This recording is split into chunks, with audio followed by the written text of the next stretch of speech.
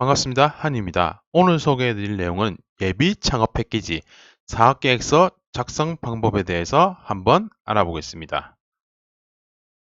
먼저 2021년도 예비 창업 패키지에 바뀐 점이 있습니다. 나이 제한이 완화되었습니다. 정말 좋은 소식이죠. 기존에는 만 39세 이하까지만 창업 패키지에 신청을 하고 할 수 있었는데 이제는 2021년도부터는 중장년층까지 확대될 예정입니다. 그리고 어, 기업 부설 연구소의 업종이 확대되었습니다. 예전에는 조건이 까다롭고 그랬는데 과학기술정보통신부에서 보도자료를 통하면 소규모의 개인기업이라 하더라도 민간 연구개발을 통해서 지원을 받으며 연구를 할 수 있게 되었습니다. 그래도 정말 2021년도에는 좋은 내용이 있어서 다행인 것 같습니다. 그리고 창업 패키지 사업계획서 작성을 방법에 대해서 네 가지 주요 항목에 대해서 간단하게 설명드리겠습니다. 말 그대로 네 가지는 PSST입니다. PSST가 무엇이냐? 첫 번째, 문제인식, problem. 두 번째, 실현 가능성, solution. 세 번째, 성장 전략, scale up. 네 번째, 팀 구성, team. 이렇게 나눠져 있는 게 창업 패키지 사업계획서를 작성할 때 어, 가장 중요한 항목 중에 네 가지 요소입니다. 일반 현황을 보자면 기본 정보, 신청자 아이템명, 일반 현황 및 제품 정보 및 소개 개요가 있을 것이고, 세부 정보로는 신청 분야, 기술 분야 신청자 세부 정보를 기재를 해야 되고, 창업 아이템을 요약을 하자면 창업 아이템의 소개, 차별성, 개발 경과, 국내외 목표 시장, 창업 아이템 이미지 등을 요약하여 기재를 하셔야 됩니다. 그리고 첫 번째 문제인식 분야에서 본다면 창업 아이템의 개발 동기, 자사가 개발하고 있는 제품 서비스에 대한 개발 동기 등을 기재를 하시고 창업 아이템의 목적 및 필요성, 이 부분이 중요합니다. 제품을 구현하고자 하는 목적 및 국내 시장과 문제점을 혁신적으로 해결하기 위한 방안을 기재를 조금 더 상세히 나만이 어떻게 제품을 구현을 하고 어떻게 문제점을 혁신적으로 해결하기 위했다는 방안을 기재를 하셔야 됩니다. 근데 예비 창업자인데 문제점을 혁신적으로 해결할 방법이 뭐가 있어요? 라고 물을 사람이 있습니다. 말 그대로 이거는 미래에 발생한 문제점까지 누군가가 질문을 해온다면 이러한 부분에 있어서 혁신적으로 해결하기 위한 방안까지 내가 제품을 만들었지만 부족한 부분이 있다는 것을 또 분명히 표시를 해야 되는 부분도 있습니다. 그러니까 그 부족한 부분이란 건 어쩔 수 없이 나오는 부족한 부분인 것이 그게 제품에 있어서 명확하게 어, 문제가 될 요지의 소지가 있다는 걸 적으란 것이 아니고 사람이 원하는 것은 누구나 틀립니다. 거기에 따른 요구하는 변화에 맞춰서 이러한 것을 혁신적으로 해결할 수 있다는 그런 방안 등을 기재를 하시면 됩니다. 두 번째, 실현 가능성입니다.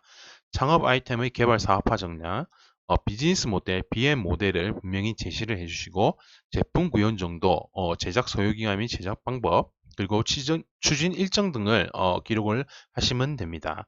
어, 그리고 두 번째로 창업 아이템의 시장 분석 및 경쟁력 확보 방안, 기능 요소 또는 성분, 디자인 스타일 측면에서 현재 시장에서의 대체제, 그러니까 경쟁사 대비 우위 요소, 차별화 전략 등을 기재를 하시면 됩니다.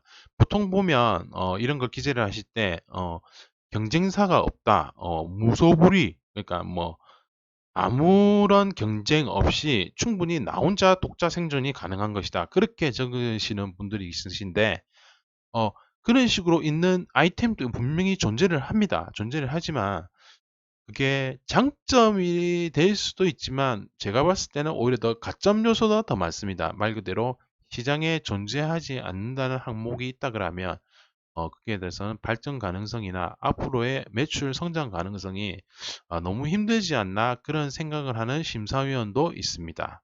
그리고 세 번째, 성장 전략 스케일업. 자금 소요 및 조달 계획. 이 부분도 중요합니다. 자금의 필요성.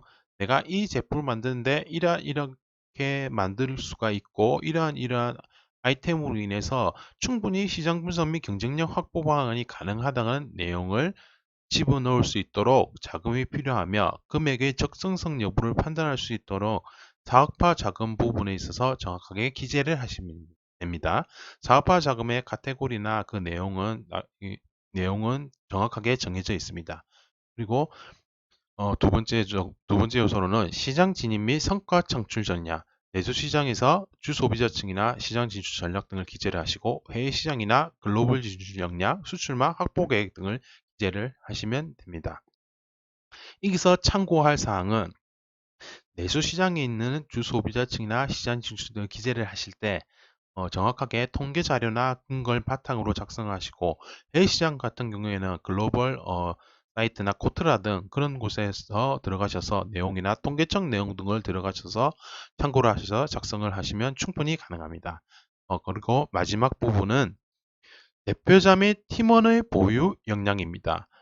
대표자 및 팀원의 보유하고 있는 경험 및 기술적 노하우 등을 기재를 하셔야 됩니다.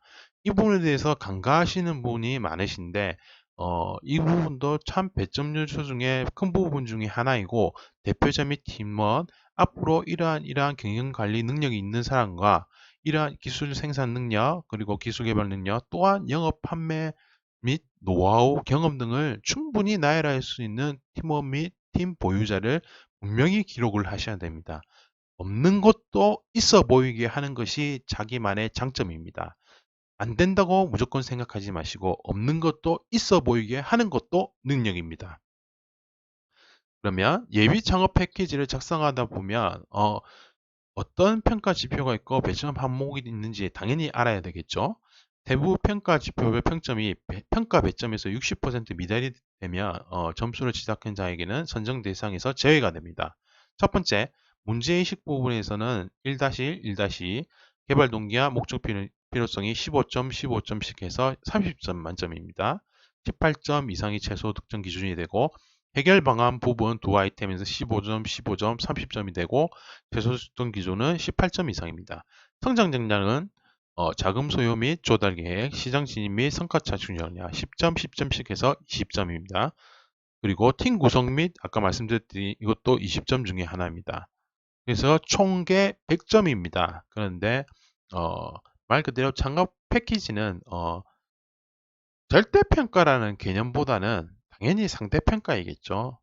어떠한 예비 창업 패키지의 각 시, 도, 군별로 이렇게 나타낼 것인데 어느 지역에서 어떻게 하는 것도 분명히 전략 중에 하나일 것이고 각 군, 시, 도시별로 보시면 각 시별로 그런 특화 사업이라는 게 있습니다. 부산은 뭐 인트라넷 뭐 이렇게 발달해서 그런 게 있고 관광산업이 될 수도 있고 뭐 서울에는 어떤 사업, 무슨 사업, 무슨 온라인 사업 그러니까 특화 분야 사업인데 그 지역에 가서 넣는 것도 나쁘지는 않은데 자기 지역 거주지에 대부분 하시겠죠? 아무래도 부산이면 부산, 서울이면 서울, 경기도면 경기도 그 부분도 한번 잘 생각해 보시고 내용은 충분히 다 나와 있으니 한번 참고해 보시기 바랍니다. 그리고 마지막으로 창업 패키지 항목에는 가점 항목이라는 게 있습니다. 말 그대로 팀 창업 우대 2인 이상의 대표자 포함인 기술 기반 예비 창업팀 같은 경우에는 1점에 가점을 해주고요. 그리고 신청한 창업 아이템과 관련된 특허권 또는 실황권 보유자에게는 또 1점의 가점이 있고 최근 2년 이내 정부 주관 전국 규모 창업 경진대 수상자는 또 1점의 가점이 있습니다. 고용 위기 지역 거주자, 군산, 거제, 통영, 고성, 창원, 진해구, 울산, 동구, 영암, 목포 지역의 거주자 같은 경우에는 또 1점의 가점이 주니까 이 부분도 분명히 참고하시기 바랍니다. 그리고 감염병 예방 진단 퇴치 관련 기술, 코로나 때문에 그런 게 있죠. 예, 코로나 관련된 감염병의 예방 및 관리에 관한 법률 제2조에 정의된 감염병 또는 코로나 바이러스 감염증 19 기준에 있어서 이거와 관련된 아이템이나 개발에 관련된 것이면 역시 가점을 줍니다. 단 1점 하나라도 가점을 받는다는 것은 상대평가에 의해서 참 큰 것 중에 하나입니다. 이 부분도 분명히 참고를 해보시고 반드시 예비 창업 패키지를 작성하시는데 무리가 없게 작성을 하시고 한 번에 성공을 되면 상관이 없겠지만 저 역시도 예비 창업 패키지를 작성을 해본 경험이 있고 컨설팅을 참 많이 했었습니다. 의뢰도 참 많이 했었고, 작성을 하면서도 생각도 참 많았는데, 어떠한 분께서는 너무 많은 내용을 또 포함하시는 분도 있고, 너무 또 작은 분들이 있고, 아, 그 상하 관계가 너무 좀 막대한 부분이 좀 있었습니다. 그래서 이러한 기본적으로 본인이 작성을 하지 않더라도 어, 어떠한 내용이 들어있는지, 어떠한 내용이 되어 있는지에 대해서 반드시 기본적인 요건을 확인하고 가는 것이 당연한 것입니다. 예비 창업 패키지는 당연히 대표자가 작성을 하는 것이 당연한 것이고, 그에 따라서 참고사항이나 컨설팅 개념을 받을 수가 있습니다. 하지만 제가 컨설팅을 받더라도 어떠한 항목과 어떠한 방향으로 나가야 될까 기본적으로 알고 하는 것과 모르고 하는 것은 당연히 큰 차이가 있다고 봅니다. 이러한 기본적인 내용을 잘 확인을 해 보시고 2021년도 예비 창업 패키지 작성 시에는 꼭 건승하시길 바랍니다. 지금까지 환희였습니다. 이 영상이 도움이 되셨다면 구독과 좋아요 부탁드립니다. 감사합니다.